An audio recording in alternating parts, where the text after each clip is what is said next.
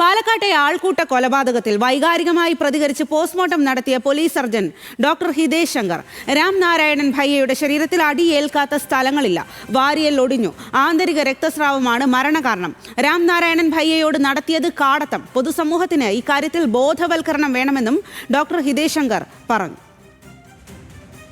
എത്രത്തോളം ക്രൂരമായി ഒരു മർദ്ദനത്തിനിരയായി ഒരു ആൾ മരണപ്പെടുന്ന ഒരു സാഹചര്യം, അത് ഞാനിതിനു മുന്നേ എക്സ്പീരിയൻസ് ചെയ്യാത്തത് കൊണ്ടാണ്.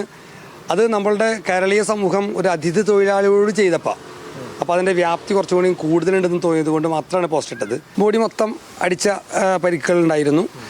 പരിക്കില്ലാത്ത ഭാഗങ്ങൾ ഇല്ല എന്ന് തന്നെ പറയാം. വളരെ കുറച്ച് മാത്രമേ ഉണ്ടായിരുന്നുള്ളൂ. ഈ അടി തന്നെയാണ്. ഈ അടി ഒരാളെ ശരീരത്തിൽ ഇത്രയധികം മർദ്ദനമേൽക്കുമ്പോൾ രക്തസ്രാവം ഉണ്ടാവും. അത് തന്നെയാണ് മരണകാരണം. അപ്പോൾ ആന്തരികമായിട്ടും ബാഹ്യമായിട്ടും രക്തങ്ങൾ പോവാം, രക്തം പുറത്തേക്ക് വരാം. ശരീരത്തിൽ ആകമാസകലം രക്തം പുറത്തു വന്ന അവസ്ഥയിലായിരുന്നു. രാംനാരായണന്റെ മരണം അങ്ങേയറ്റം വേദനാജനകവും ഗൗരവതരവുമെന്ന് മന്ത്രി വി ശിവൻകുട്ടി പറഞ്ഞു. കുറ്റക്കാർക്കെതിരെ കർശന നടപടി സ്വീകരിക്കുമെന്നും മന്ത്രി പറഞ്ഞു. ഛത്തീസ്ഗഡ് സ്വദേശിയായ രാംനാരായൺ ബാഗേൽ 40 എന്ന അതിഥി തൊഴിലാളി ദാരുണമായി മരണപ്പെട്ട സംഭവം അങ്ങേയറ്റം വേദനാജനകവും ഗൗരവമുള്ളതുമാണ്. സംഭവത്തിൽ ഉൾപ്പെട്ടവരെ പ്രതി ചേർത്ത് പോലീസ് കേസ് രജിസ്റ്റർ ചെയ്തിട്ടുണ്ട്. കുറ്റക്കാർക്കെതിരെ മുഖം നോക്കാതെ കർശന നടപടികൾ സ്വീകരിക്കും.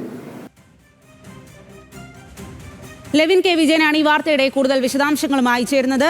ലെവിൻ, പ്രബുദ്ധരായ മലയാളികളുടെ അടുത്തുനിന്നുമാണ് ഇത്തരം ഒരു സംഭവം ഉണ്ടായത്. ഇത് മലയാളികളെ സംബന്ധിച്ച് നേരത്തെ മധുവിന്റെ മരണവും ഇത്തരത്തിൽ തന്നെ ആയിരുന്നു എന്നുള്ളതാണ്. ഇപ്പോൾ ഈ ഡോക്ടറിന്റെ വാക്കുകൾ കൂടി കേൾക്കുമ്പോൾ എത്രമാത്രം ക്രൂരതയാണ് രാംനാരായണനോട് അവർ കാണിച്ചത് എന്നുള്ളത് വ്യക്തവുമാണ്. അദ്ദേഹത്തിന്റെ വാക്കുകളിൽ എന്തെല്ലാമാണ് അദ്ദേഹം ഇപ്പോൾ വ്യക്തമാക്കുന്നത്? അതുപോലെ തന്നെ ഇവർക്കെതിരെയുള്ള നടപടികൾ ഏത് രീതിയിൽ ഗൗരവകരമായി സ്വീകരിക്കുമെന്നാണ് മന്ത്രി വ്യക്തമാക്കുന്നത്? സ്വാതി, സാധാരണഗതിയിൽ ഇത്തരം കൊലപാതകങ്ങൾ നടക്കുമ്പോൾ അല്ലെങ്കിൽ ക്രൂരമായ അതിക്രമങ്ങൾ നടക്കുമ്പോൾ അതിനിരയാക്കപ്പെടുന്ന മനുഷ്യരുടെ മൃതദേഹങ്ങൾ പോസ്റ്റ്മോർട്ടം ചെയ്യുന്ന പോലീസ് സർജന്മാരോ ഡോക്ടർമാരോ ഇത്തരത്തിൽ അതുമായി ബന്ധപ്പെട്ടുകൊണ്ടുള്ള യാതൊരു തരത്തിലുള്ള പ്രതികരണവും കമൻറ്റും നടത്താറില്ല എന്നുള്ളത് നമ്മൾ പ്രത്യേകം ശ്രദ്ധിക്കണം. അദ്ദേഹം വൈകാരികമായി പ്രതികരിക്കുന്നത് അത്രയേറെ നിഷ്ഠൂരമായ ആക്രമണമാണ് പാലക്കാട് കഞ്ചിക്കോട് രാംനാരായണൻ ഭയ്യയ്ക്ക് ഏറ്റുവാങ്ങേണ്ടി വന്നത് എന്നുള്ളത് മനസ്സിലാക്കിക്കൊണ്ടാണ് ഉള്ളിൽ പറയാൻ കഴിയുന്ന പരമാവധി കാര്യങ്ങൾ അദ്ദേഹം ഒഴിവാക്കിക്കൊണ്ടാണ് പറയുന്നതെങ്കിലും ചുരുങ്ങിയ വാക്കുകളിൽ നടത്തുന്ന പ്രതികരണത്തിലൂടെ നമുക്ക് മനസ്സിലാക്കാൻ കഴിയുന്നത് നിഷ്ഠൂരമായ അതിക്രമമാണ് ആ മനുഷ്യന് നേരിടേണ്ടി വന്നത് എന്നുള്ളത് തന്നെയാണ്. ആന്തരിക രക്തസ്രാവമുണ്ടായി, വാരിയെല്ലുകൾ നുറുങ്ങി ആന്തരിക അവയവങ്ങൾ ഹൃദയത്തിലും കരളിലും ഒടിഞ്ഞു കയറി. അത്തരത്തിലുള്ള അതിക്രൂരമായ മർദ്ദനം ഒരാൾക്ക് ഏറ്റുവാങ്ങേണ്ടി വരുമ്പോൾ മണിക്കൂറുകൾ മാത്രമായിരിക്കും ഒരു മനുഷ്യൻ ജീവിച്ചിരിക്കുക എന്നുള്ളത് എല്ലാവർക്കും അറിയാവുന്ന കാര്യമാണ്. എന്നിട്ടും ഒരു മനുഷ്യനെന്ന് പോലും കണക്കാക്കാത്ത വിധത്തിലുള്ള ആക്രമണമാണ് അദ്ദേഹത്തിന് നേരിടേണ്ടി വന്നത് എന്നുള്ളത് തന്നെയാണ് അദ്ദേഹം പറയുന്നത്. അതിഥികൾ ആണ്, ഇതര സംസ്ഥാനങ്ങളിൽ നിന്നും എത്തുന്ന തൊഴിലാളികൾ. അതിഥി ദേവോ ഭവ എന്നുള്ളതാണ് നമ്മുടെ സംസ്കാരവും നമ്മൾ ഉദാത്തമായി ഒക്കെ എപ്പോഴും പറയുന്ന വാചകങ്ങളും. പക്ഷേ അതിനോടൊന്നും നീതി പുലർത്താൻ മലയാളികൾക്കാകുന്നില്ല. അത് ഒരു ഉദാഹരണമായിരുന്നെങ്കിൽ അതിൻ്റെ തുടർച്ചയായിട്ടാണ് ഇതര സംസ്ഥാന തൊഴിലാളി എന്ന് അദ്ദേഹം പറഞ്ഞു വെക്കുന്നു. ഇത്തരത്തിലുള്ള ആക്രമണങ്ങൾ ഇനി ഉണ്ടാകരുത്. അതുമാത്രമല്ല, ഇത്തരം നിഷ്ഠൂര ആക്രമണങ്ങൾ നടത്താൻ മലയാളികൾ തയ്യാറാവരുത്. പൊതുസമൂഹത്തെ ഇതുമായി ബന്ധപ്പെട്ടുകൊണ്ട് ബോധവൽക്കരിക്കണം തുടങ്ങിയ കാര്യങ്ങളാണ് ഇന്ന് നമ്മളോട് നടത്തിയ പ്രതികരണത്തിൽ ഡോക്ടർ ഹിതേഷ് നമ്മളോട് വ്യക്തമാക്കുന്നത്.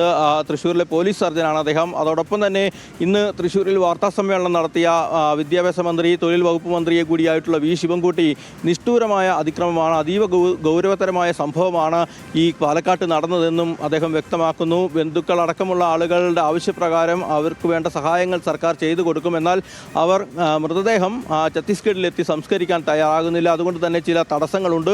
കുടിയേറ്റ നിയമത്തിൻ്റെ പരിധിയിൽ വരാത്തതിനാൽ ഇദ്ദേഹത്തിന് കുടുംബത്തിന് ധനസഹായം നൽകുന്നതിൽ ചില പരിമിതികളുണ്ട്. എന്നാൽ സർക്കാർ ഇടപെട്ടുകൊണ്ട് തന്നെ ഈ മൃതദേഹം സ്വന്തം നാട്ടിലെത്തിക്കാനുള്ള നടപടികൾ സ്വീകരിക്കുമെന്നും അദ്ദേഹം പറഞ്ഞു. കുറ്റക്കാരായി ആ ആളുകൾക്കെതിരെ കർശനമായിട്ടുള്ള നടപടികളുണ്ടാകും. ഇതിനോടകം തന്നെ 5 പേരെ ഈ കേസുമായി ബന്ധപ്പെട്ട് അറസ്റ്റ് ചെയ്യപ്പെട്ടിട്ടുണ്ട്. കൃത്യമായ അന്വേഷണം നടത്തി കൂടുതൽ പ്രതികളുണ്ടെങ്കിൽ അവരെ കൂടി നിയമത്തിന് മുന്നിലെത്തിക്കാനും നിയമത്തിന് മുന്നിലെത്തിച്ച പ്രതികൾക്ക് കഠിനമായ ശിക്ഷ. അത് തന്നെയാണ്, പ്രതികളെ കൃത്യമായി നിയമത്തിന് മുന്നിൽ എത്തിക്കുക, അങ്ങേയറ്റം വരുന്ന ശിക്ഷ തന്നെ നടപ്പാക്കുക എന്നുള്ളതാണ് ഇനി മുന്നിലുള്ളത്.